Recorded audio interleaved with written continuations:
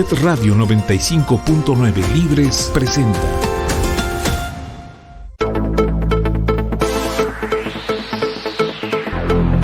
Comenzamos con Ciencia y Tecnología para el Campo, un programa donde conocerás el quehacer agropecuario y sus avances científicos y tecnológicos. Aquí estarás informado sobre temas del campo. Comenzamos.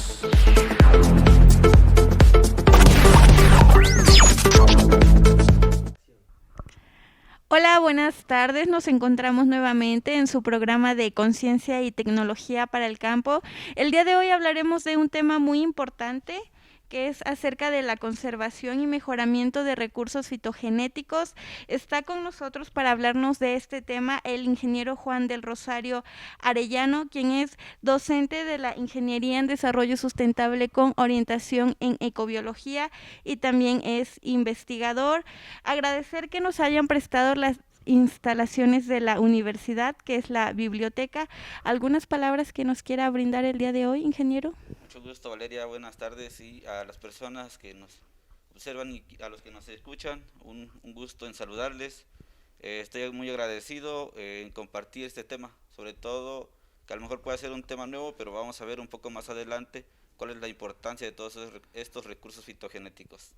Bueno, vamos a empezar. Sé que es un tema que no a la primera todas las personas podemos entenderlo porque es un título más técnico, pero que tal vez ya cuando nos estén escuchando y usted nos esté dando las descripciones van a decir, eso yo lo hago, ¿no?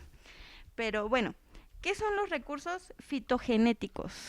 Sí, mira, Valeria, para empezar, antes de dar la descripción de lo que son los recursos fitogenéticos, primero me gustaría empezar con la descripción de los recursos genéticos. Okay. Todo este concepto engloba a los diferentes materiales que vamos a encontrar y que tienen algún uso en la actualidad o potencial o a futuro. En este caso pueden ser animales, pueden ser plantas, pueden ser microorganismos. Ya cuando hablamos de recursos fitogenéticos nos referimos específicamente a todos los materiales que tienen que ver con plantas, ¿no? En este caso plantas que tienen algún uso actual. En este caso aquí tenemos unos ejemplos muy importantes para México. Y los recursos fitogenéticos se refiere específicamente a eso, a todos los recursos materiales que podamos encontrar y que tengan que ver con el uso de las plantas. Ok, correcto. Entonces, para irnos adentrando en lo que es el tema, ¿y a qué se refiere con conservación? Un aspecto muy importante, sobre todo cuando hablamos de la conservación, quiere decir con cómo nosotros vamos a preservar todos estos recursos. Aquí en la mesa tenemos, a los que nos observan en pantalla, tenemos algunos de los recursos fitogenéticos más importantes. En el caso de México, pues conocemos que el maíz es una de las plantas pues más importantes, ¿no? Sobre Correcto. todo por los usos que le damos, ¿no?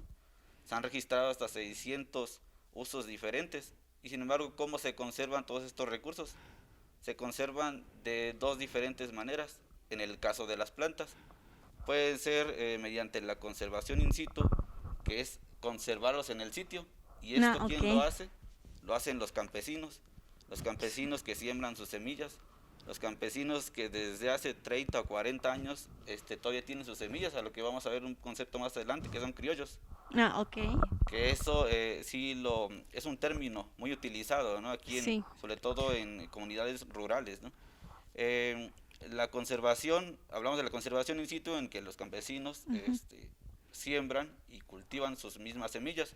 Sin embargo, también tenemos otro tipo de conservación o métodos de preservación, que para este caso sería la conservación ex situ, que quiere decir como fuera del sitio en donde se cultivan naturalmente, ¿no? O en donde se producen.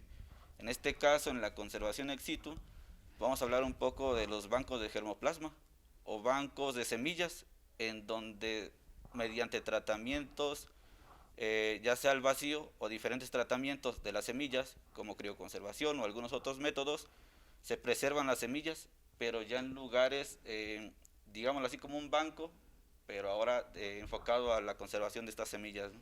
Y me imagino que estos bancos tienen como una temperatura específica, características específicas, ¿no? No sé si nos las puede igual mencionar un poquito para tener una idea más grande de lo que es esto. Sí, así es. Relacionándolo un poco con los bancos que nosotros conocemos, en los bancos que tenemos por aquí de conocimiento es que en eso se guarda dinero, ¿no? Ujú. Sin embargo, en los bancos de germoplasma lo que se guarda son semillas. Es muy cierto lo que dices, que son espacios cerrados en los cuales se tienen o se manejan y se consideran ciertas temperaturas. Por lo regular son a -8 grados bajo cero, ¿no? No, ok. A esas temperaturas las semillas detienen su proceso de envejecimiento o deterioro y se preservan durante hasta 50, 60, 70 años, ¿no? Dependiendo también de la tecnificación del banco de germoplasma. ¿Y cuál es realmente, bueno, ya no los mencionó un poquito, pero si no los puede recalcar, cuál es la finalidad de estos bancos de conservar lo que son las semillas? Sí, muy bien. Los bancos de semillas o los bancos de germoplasma no son nuevos, ¿no? Son de hace siglos. Sin embargo, los de la actualidad ya tienen la función o tienen características nuevas, como la crioconservación, en los cuales las semillas se someten a conservación a bajas temperaturas. Pero ¿cuál es la finalidad? Que se conserve la mayor diversidad posible de todos los productos que tengamos. En este caso aquí tenemos sobre la mesa, quienes nos Correcto. alcanzan a observar, a diferentes semillas de maíces, ¿no? Son Ujú. criollos, sin embargo observamos que son diferentes. Unos son color azul, unos son color rojo, unos son amarillos y unos son blancos, ¿no? Pero también tenemos mazorcas que son de diferentes colores, ¿no? Sí, correcto. Hay algunos que tienen granos azules, que tienen granos amarillos y granos blancos, ¿no? Que son como pintitos. Como Sí. pintitos, para los que nos alcanzan a ver y a escuchar, sí son como pintitos, ¿no? Pero eso tiene que ver con unos procesos de polinización en Ok. el campo, ya es a nivel de campo. Sin embargo, los productores van a sembrar sus semillas y cada productor tiene semillas diferentes. Entonces, la finalidad de los bancos de germoplasma, regresando un poco a la pregunta, es conservar toda esta diversidad, conservarla y preservarla al futuro. Entonces, si nosotros podemos conservar estas semillas durante 50 o 60 años, nosotros vamos a poder utilizarlas, ¿no? En el caso del mejoramiento, como es una pregunta que viene un poco más adelante. Correcto. Bueno, ya que nos mencionaba esta parte, vamos a esa pregunta. ¿A qué se refiere con mejoramiento? Bien, cuando hablamos de mejoramiento, en este caso de mejoramiento fitogenético, Ajá. ya bien lo explicamos, que fito se refiere como a plantas, al Ok. mejoramiento de estas plantas, Ujú. cómo las podemos mejorar. En este caso observamos aquí que esta mazorca pues tiene un tamaño bueno, ¿no? Sin embargo, es una semilla criolla y Ok. tiene una importancia muy importante, sobre todo para la alimentación.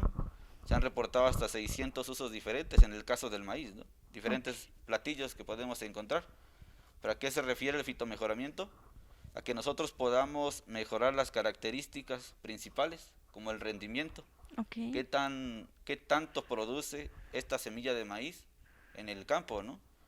Esta semilla o esta mazorca tiene buen tamaño, pero ¿qué pasa con algunas otras que tienen un tamaño ligeramente menor, ¿no? Entonces, lo que se quiere con el fitomejoramiento, o con el mejoramiento de estas plantas, es mejorar el rendimiento a través de la selección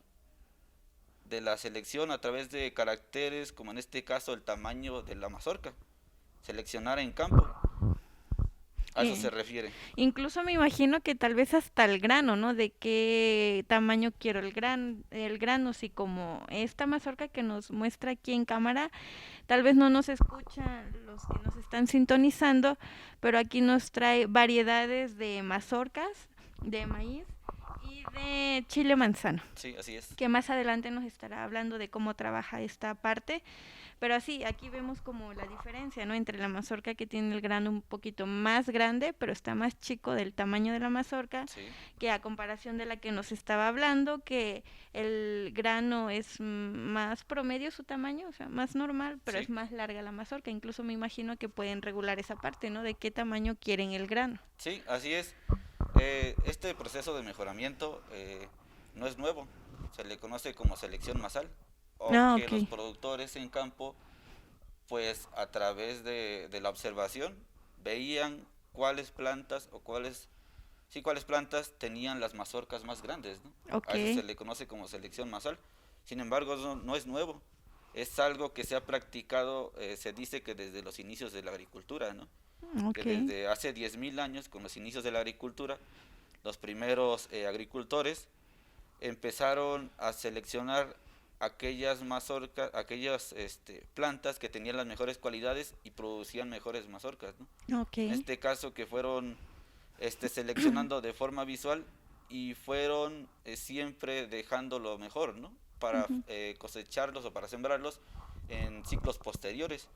En el caso del fitomejoramiento, hace apenas un siglo, pues se han aplicado nuevas técnicas, Ok. igual que tiene que ver con la selección masal, pero con otro nombre. Se le conoce como selección masal visual estratificada.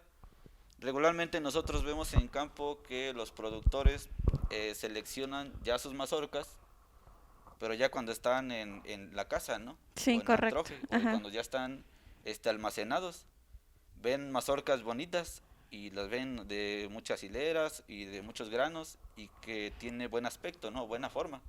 De apariencia se ve muy bonita. Sin embargo, en ese tipo de selección, la que se ha practicado, o esta forma de selección, eh, lo hacen desde casa, ¿no?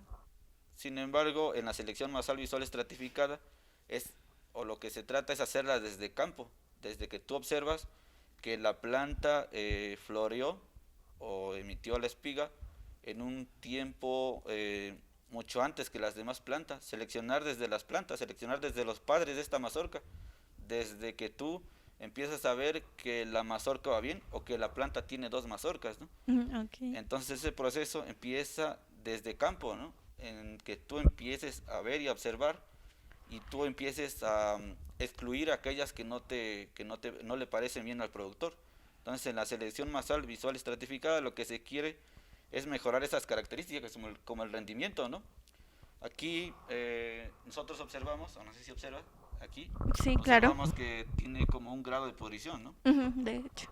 Y eso tiene que ver con cómo la mazorca se recubre con la hoja, ¿no?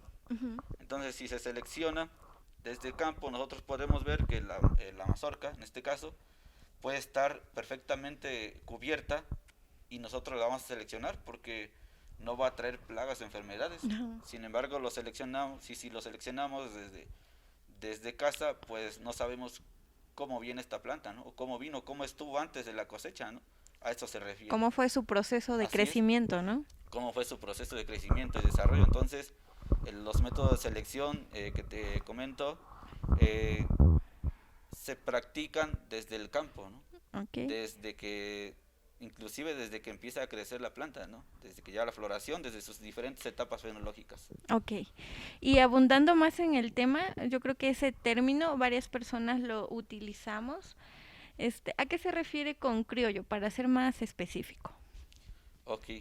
Sí, cuando hablamos de semillas criollas, tiene mucho que ver con las semillas que utilizan las unidades de producción campesina, o en específico los campesinos. Ah, ok. Todas las semillas que utilizan los campesinos y que han utilizado desde hace 30 o 40 años, ¿no? A esto se refiere. Se refiere a cómo los campesinos inclusive heredaron esa semilla de sus abuelos Ah, o de sus ok. padres. Entonces podemos hablar de que un criollo puede tener 30 o 40 años, ¿no? Ah, Porque a ok. veces hasta se va pasando de generación en generación. Sí, de hecho.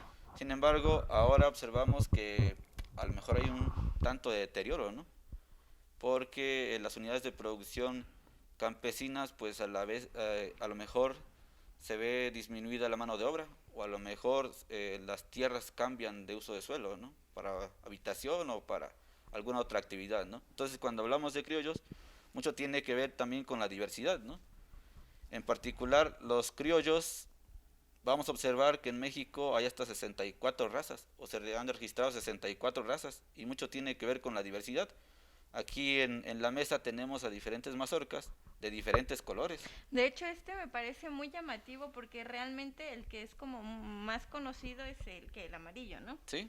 y después sería el que le llaman maíz azul, no sé si es igual correcto el término, pero este que en específico, aquí para los que nos escuchan, es una mazorca con grano de color como rojo, rojizo, color vino aproximadamente, entonces me parece muy padre este color o esta variedad que nos trae, y es igual, me imagino que variedad criolla. Sí, así es. De antemano agradezco aquí a los alumnos, José Alejandro Climaco y María Georgina Bello Colorado, quien nos brindó la facilidad de podernos donar estas semillas de sus lugares de origen, que son de Quimixtlán y Tlachichuca.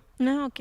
Entonces, estas semillas son 100% criollas, y lo que observamos aquí son semillas de colores, ¿no? Sí, de Como hecho. bien lo dices, cuando hablamos de maíz, muchas veces a lo mejor decimos que la mazorca siempre va a ser blanca, ¿no?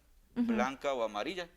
En el caso del maíz blanco, se utiliza, o es el que se utiliza más para el consumo humano, y el maíz amarillo, pues se le atribuye a que esas variedades comerciales de maíz amarillo es para la alimentación del ganado, ¿no? Okay. Sin embargo, muchas personas a lo mejor ya hasta desconocen que existen estos dos colores, ¿no? El rojo y el azul. O en este caso, un color intermedio, ¿no? Como rosado, ¿no? Como rosado, ¿no? Hace rato comentaba con unos alumnos del color de esta mazorca, ¿no? Que a veces hasta son como extraños para algunas personas. De hecho, sí. Ver un color rosado, ¿no? O alguien que nunca ha visto una mazorca de color rojo, ¿no? Entonces, la diversidad la encontramos aquí, en los maíces criollos, en las 64 razas que tenemos en México, de las cuales 59 de ellas son endémicas, ¿no? Son de aquí, de esta región, ¿no? Y bueno, se me viene a la mente una pregunta, ¿será que cambia el costo dependiendo del tipo de color de maíz? Es decir, ¿puede ser que sea más caro comprar este tipo de maíz o de grano a comparación del amarillo o del más normal que conocemos? Sí, así es. El precio regular del maíz ahorita pues estará como entre los 8, 9 pesos. Sin embargo, muchos compradores, muchas personas valorizan estas semillas que son de diferente color, ¿no? Porque dicen que tienen mejor textura, ¿no? Los que hemos probado tal vez tortillas azules, pues nos damos cuenta, ¿no? Es hasta un valor hasta sentimental, ¿no? En cierto grado, que nosotros podamos consumir estos maíces que son un tanto diferentes, pero que son hasta más bonitos, ¿no? Sí, de hecho. Y son valorizados principalmente por compradores que le ven como un uso diferente, que puede ir hasta en la calidad de la tortilla, ¿no? En cómo cómo es la masa de estos maíces en comparación a los maíces blancos, ¿no? Y es cuando, perdón por interrumpirlo, y ya me imagino que es cuando los productores o diferentes encargados de áreas deciden mejorar ese tipo de recurso, ¿no? Criollo, ya es cuando dicen, me parece bonito por sus características físicas, de que tiene diferente color, aspecto, textura, entonces ya es cuando deciden mejorarlo, ¿no? Así es, por eso hace un momento hablábamos de la conservación, ¿no? En las variedades comerciales, como bien lo dijimos, siempre vamos a conocer que son maíces amarillos amarillos y blancos. Sin embargo, en México tenemos una diversidad de climas, una diversidad de suelos que nos permite, y de ambientes, que nos permite cosechar y tener esta diversidad también de estos recursos genéticos, en este caso del maíz, tener esta diversidad y que se puedan aprovechar, ¿no? La conservación tiene que ver con esto, con darle ese valor a estas mazorcas que son de diferente color y que principalmente son criollas, ¿no? Ok, perdón, se me fue un poquito la voz. Ok, haciendo un pequeño espacio, les recordamos nuestro número de cabina y redes sociales. El número de cabina es el 276-476-1003 y encuentran en Twitter, Facebook como SEC Libres FM, y asimismo a la universidad la encuentran en redes sociales como @WICHoficial, y se pueden comunicar al número de WhatsApp al 222-124-5547. Y bueno, continuando con el tema, ya nos habló un poquito acerca de lo que son las técnicas para el mejoramiento y conservación de lo que es el recurso de fitogenético, pero no sé si igual podamos recalcar un poquito más acerca de estas técnicas, abundar más en este tema. Sí, claro que sí. la técnica de mejoramiento que mencionábamos hace rato tiene mucho que ver o se practica más bien en campo con los productores. Es algo que se puede replicar Ok. y que se ha replicado. Hay otras técnicas que ya son un poco más específicas.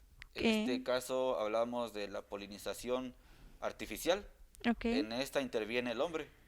Nosotros seleccionamos aquellas plantas Ujú. que nos parecen mejores, Ok. aquella que tiene un buen tamaño, que no es tan alta, porque Ujú. sabemos bien que las plantas altas de maíz pueden sufrir el acame o que venga una corriente de aire y los tumbe, ¿no? Los ladee. Eso pasa con las plantas altas. En la selección artificial, con la polinización artificial, tiene que ver con seleccionar las plantas que no son tan altas, pero que tienen una buena mazorca, ¿no? Ok. Tú observas aquella planta que tiene una buena mazorca y de ahí mismo de tu población o de tu cultivo, terreno donde Ujú. tienes tu maíz, seleccionas otras plantas, las plantas que a ti te parecen mejor, Ujú. que en aspecto y que en sanidad, pues son buenas, te parecen buenas. Y es la técnica de la polinización artificial, consiste en fertilizar o fecundar Ujú. a las plantas, pero cruzando el polen. En este caso, Ah, ok. la inflorescencia masculina sería la panoja o la parte más alta de la planta, ¿no? La Ah, flor, ok, como... la Ah, ok. espiga, Ajá, comúnmente se le ajá. conoce como espiga, ¿no? Eh, y el polen se recolecta de una planta y se le pasa al gilote de otra planta. En este caso sería la inflorescencia femenina, que es el gilote, que como resultado nos va a dar una mazorca, ¿no? Ah, ok. Entonces, mediante este proceso de polinización artificial, el hombre interviene y hace como sus maíces a modo, ¿no? Selecciona las plantas que le parecen bien y las cruza. Y eso es lo que hace para obtener plantas que tengan buena calidad y al final que les va a proporcionar pues buenas mazorcas. Eso se refiere a la polinización artificial, en que tú puedas inferir y que tú puedas mejorar, pero siempre seleccionando, ¿no? Ok, y me imagino que esta técnica la pueden desarrollar más los agricultores en sus terrenos, espacios donde tengan sus cultivos, pero me imagino que hay otras que son más específicas que sí requieren tal vez en un laboratorio o cosas así. Sí, bueno, cuando hablamos de fitomejoramiento, en este caso, siempre es recomendable conservar toda esta diversidad, ¿no? Ujú. Mejorar los maíces criollos. Hay otras técnicas que se realizan ya a nivel un poco más avanzado, pero que ya a nivel campesino o a nivel de unidades de producción familiar ya no las pueden realizar, ¿no? Ah, ok, Por los sí. altos costos, ¿no? Sí, correcto. Entonces estas técnicas como de la selección masal visual estratificada, de seleccionar desde campo, desde que tú ves a las plantas y conoces a los padres de esta mazorca, pues tú infieres mucho, ¿no? Y eso es lo ideal, ¿no? En el caso de México para poder conservar pues toda la diversidad de maíces y al mismo tiempo mejorar las características. En este caso vimos una mazorca muy bonita, ¿no? Que tiene Correcto. buen peso y que tiene buena cantidad de hileras por mazorca. Y a eso nos referimos cuando hablamos de en esta parte de mejoramiento también de conservación, ¿no? Y yo creo que si alguna de las personas que nos escuchan, que sean agricultores, que tengan conocidos que se dediquen a este proceso y quieran aprender más de este tema que nos está hablando el día de hoy, sin problema se podrían acercar a usted. Me imagino que está en la disponibilidad para poderles enseñar estas técnicas que ellos mismos pueden desarrollar para crear sus propias variedades, mejorarlas y conservarlas, que es la finalidad. Así es, ahorita aquí dentro de las actividades de la universidad está una materia que se imparte a los alumnos de octavo semestre y cuatrimestre de ecobiología, que consiste en la conservación y mejoramiento de los recursos genéticos y fauna silvestre. Ahorita, dando inicio a las actividades, se empieza a sembrar los maíces en este caso, y se hacen prácticas o se tiene planeado realizar prácticas para mejorar estos maíces, ¿no? Ok. La práctica que te comentaba hace un Sí. momento de polinización, las prácticas de polinización que se pueden realizar aquí con alumnos y claro que sí, se pueden contactar aquí con la universidad, con la Academia de Ecobiología y se pueden brindar talleres acerca de cómo mejorar algunas de las características deseables en los maíces, o en este caso también aquí tenemos el chile cubano o chile manzano o Capsicum pubescens. Les podemos comentar y capacitar sobre estas formas de mejoramiento, ¿no?, que son de campo. Ujú. Correcto, pues bueno, es un tema muy amplio y yo creo que muy interesante porque todas las personas necesitamos de los agricultores de este tipo de semillas para poder consumir o para darle a los animales el diferente uso que se les quiera dar. Entonces es un tema muy importante de saber, conocer y saber estas técnicas, ¿no? Es muy Sí. importante aprenderlas porque se desarrollan nuevas variedades. Y bueno, hablando un poquito acerca del tiempo, ¿en qué lapso de meses, días, años se puede ver ya el cambio de esa variedad, de esa mejora? Claro que sí. A lo mejor nosotros quisiéramos ver que el rendimiento en una variedad criolla o en nuestro maíz criollo fuera de la noche a la mañana, ¿no? Que fuera así de Sí, ya coseché y ya apliqué mi técnica de mejoramiento, ya seleccioné y para el próximo ciclo ya voy a cosechar el doble, ¿no? correcto. Estas técnicas de mejoramiento no funcionan así, son un poco más largas, son a mediano y largo plazo, a Ah, 5 ok. o 10 años. Podemos ver el mejoramiento de estas plantas, o el rendimiento principalmente. Entonces, a mediano plazo, en unos 4 o 5 años, nosotros podemos ver que ya va a ser una variedad un poco criolla mejorada, ¿no?, que vamos a Ujú. obtener un poco más de rendimiento. Y eso lo podemos ver inclusive en 3 ciclos. Ah, En este ok. caso, en Chilchotla, en la región, tenemos maíces que son de 7 u 8 meses, ¿no? Sí. Entonces, para que nosotros podamos mejorarlo, necesitamos o requerimos 4 o 5 ciclos, en este caso unos 4 o 5 años, ¿no?, para poder mejorarlo. Y que nosotros podamos ver ya en rendimiento o ya en la calidad, en el tamaño de la mazorca, en el número de granos, en el número de hileras, podemos ver estas características favorecidas, ¿no? Ok, me parece un tema muy importante. Y ya para ir cerrando un poquito, porque quisiéramos seguir hablando de Así este es. tema, me quedo con varias preguntas, pero bueno, el tiempo se nos va. Ya para dar como unas últimas preguntas, ¿por qué es un reto preservar este tipo de recursos? Es un reto por diferentes aspectos, ¿no? Desde el social, ¿Correcto? desde que el campo a lo mejor está sufriendo ese abandono, desde que se están perdiendo a lo mejor algunas semillas. Para eso me gustaría citar alguna de las frases que me ha motivado a investigar sobre el maíz y en específico sobre los recursos genéticos, que la dijo Edgar Anderson, uno de los investigadores de maíz más importantes de Estados Unidos, por allá de 1946, Ok, y hace referencia a que en una sola localidad de México vamos a encontrar muchos más tipos diferentes que en todos los Estados Unidos, ¿no? ah, ok, En una localidad de México podemos encontrar una infinidad de tipos de maíces diferentes que todas las que hay en Estados Unidos, ¿no? Entonces ok. imaginémonos cuántas no tenemos en México, ¿no? Son incontables porque cada productor tiene diferentes materiales y diferentes semillas, ¿no? Ok, y algo que, una última cosa que nos quiera mencionar, agregar ya para cerrar lo que es este programa. Y bueno, claro, esperamos tenerlo de invitado próximamente para Claro. continuar con este tema porque realmente me parece muy importante que la sociedad lo conozca o Sí, lo escuche. sí, así es. En el caso de los recursos fitogenéticos, también empezamos como una línea de investigación, o más bien investigar sobre el chile cubano, que muchos conocen como chile manzano o chile perón o pimiento. Su nombre científico es Capsicum pubescens.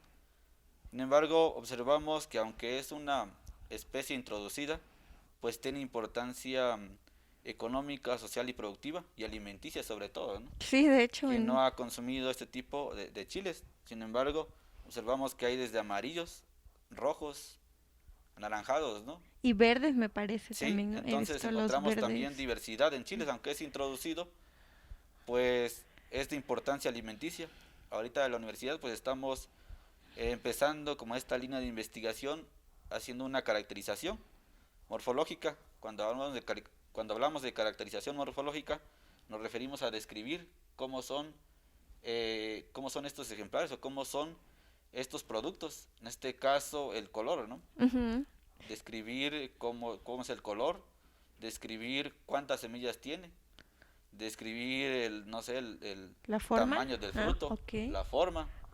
Muchas veces los consumidores pues prefieren la forma cuadrada, ¿no? Sin embargo, pues ya cuando lo hacemos en una salsa, pues ya no se ve, ¿no? Sí, ahí no importa. Cuadrado, si el fruto era, no sé, redondo, si era largo, no se ve, ¿no?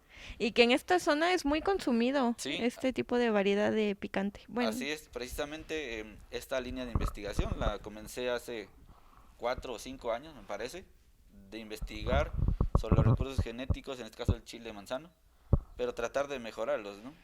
De que a través de las diferentes variedades que tienen los productores podamos ir seleccionando y poder también al mismo tiempo irlas cruzando, ir aumentando el rendimiento, ¿no?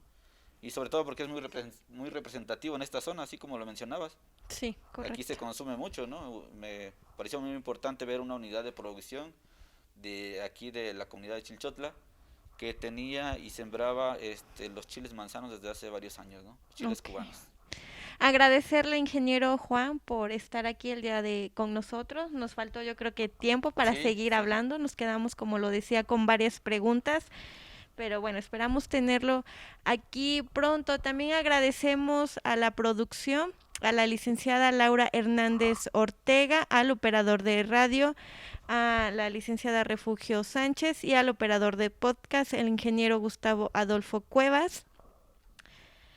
Y bueno, agradecemos a todos nuestros radioescuchas. Nos sintonizamos el próximo viernes en punto de 3:30 horas en su programa de Conciencia y Tecnología para el Campo.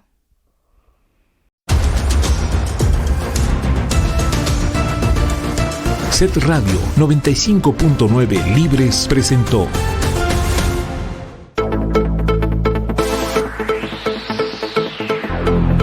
En este momento finalizamos Conciencia y Tecnología para el Campo, pero te invitamos a que nos escuches con más temas, entrevistas y recomendaciones del sector agropecuario en nuestra próxima emisión.